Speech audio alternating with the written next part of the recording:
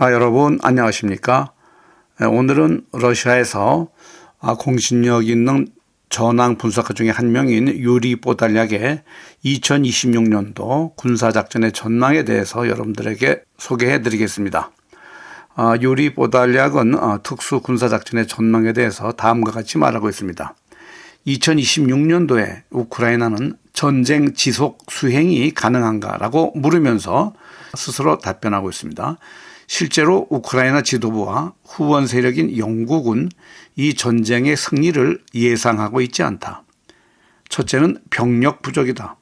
그러나 군수 자원의 경제 그리고 재정 지원 등의 가용 가능 부분은 아직 충분하다고 이들은 계산하고 있다고 말하고 있습니다. 미국의 전쟁 수행 역량 분석 기관의 보고를 인용한다면 우크라이나의 인적 자원은 이미 전부 소진되었다.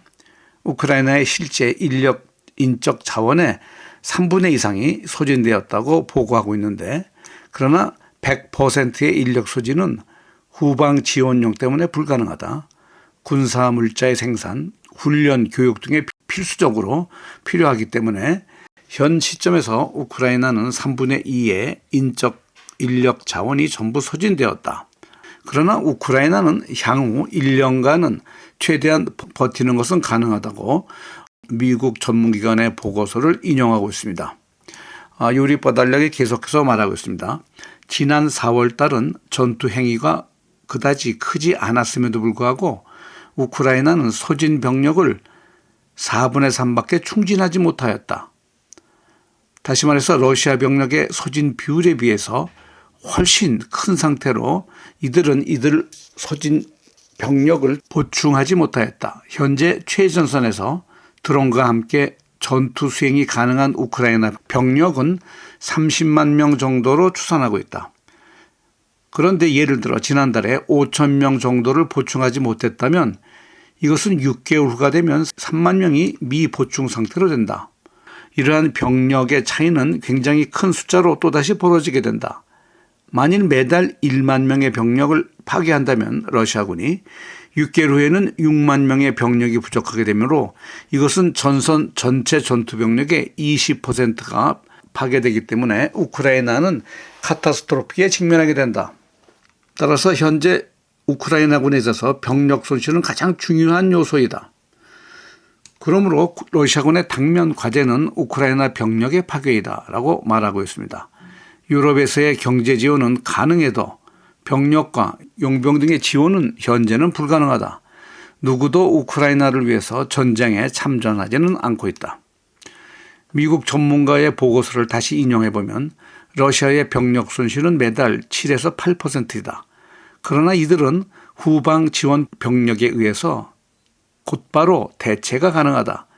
이러한 우크라이나와 러시아 병력 손실의 차이는 계속해서 증가할 것이라고 말하고 있습니다. 예를 들면 지난달에 수미 지역에서 커다란 전투가 없었음에도 불구하고 이 지역에 있어서의 우크라이나 영토는 점점 축소되고 있다. 러시아는 기존 전선 병력으로도 수미를 압박했는데 크라스노포를 점령하게 된다면 이제 수미는 위험한 상태에 처하게 있다고 전선 지도를 보면서 설명하고 있습니다. 현재 전선은 양군이 킬존을 형성해서 15에서 20km의 전투 경계선이 설정되어 있다. 그리고 후방 타격은 50에서 100km가 가능한데 러시아군은 공습을 통해서 이를 수행하고 있다. 군수 물자의 운송을 파괴하고 있으며 탱크나 기차 등 병력과 물자의 운송 수단을 파괴하고 있다고 설명하고 있습니다. 두 번째로 전투 수행을 위한 금융, 경제 역량에 대해서 설명을 하고 있는데 군수 장비의 생산 역량에 대해서 러시아군은 현재 금융, 재정 역량은 오직 독자적으로 수행하고 있다. 단지 북한으로부터의 미사일과 탄약 등 군수 물자 지원을 도움받고 있다고 북한군에 대한 감사의 표시를 하고 있습니다. 그러나 우크라이나는 서방 전체의 지원을 현재는 공개적으로 받고 있다. 독일, 영국, 이태리, 프랑스는 노골적으로 지원하고 있다. 플라밍고 같은 장거리 미사일 생산으로 이제 러시아 영토를 파괴하고 있다. 현재 유럽은 10개국에서 이러한 무기 부품을 생산해서 우크라이나에 지원하고 있다. 여기에 이스라엘도 동참하고 있다고 설명하고 있습니다. 유럽연합의 경제 잠재력은 매우 크다. 그러나 그들은 전체를 전시 경제체제로 전환할 수는 없다. 그럼에도 불구하고 우크라이나의 전쟁 물자 지원은 안정적으로 수행될 것으로 판단된다라고 말하고 있습니다. 그러나 현재 체코는 우크라이나에 전쟁 물자를 공급하지 않을 것을 천명하고 있고 불가리아에서도 우크라이나에 군사 물자 지원을 안 할 것이라고 발표했다. 그리고 신임 헝가리 지도부도 우크라이나 지원은 동결한다고 말하고 있지만 그러나 이것은 전체적으로 볼 때 부분적인 일이다.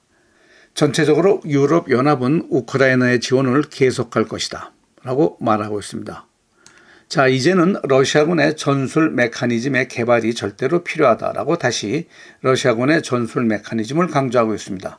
2025년도에 러시아군은 우크라이나의 에너지 기반 시설을 파괴하는 것을 목표로 했다.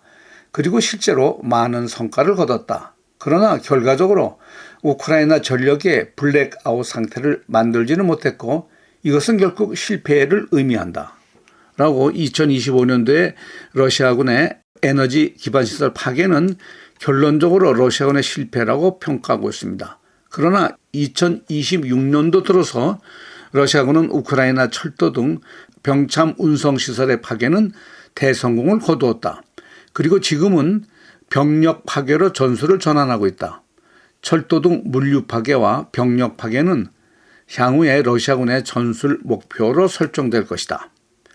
드론은 최대로 중요한 무기로 등장하고 있는데 드론 공격에 대한 저렴한 보호수단의 개발이 시급하다.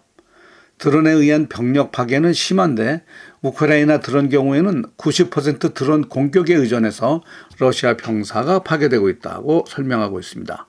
그러나 러시아군은 공습에 의해 우크라이나 병력 20% 정도를 파괴하고 있다. 전선 참호 속에 은닉한 우크라이나 드론 운전병과 우크라이나 포병 장비 등을 파괴하고 있다.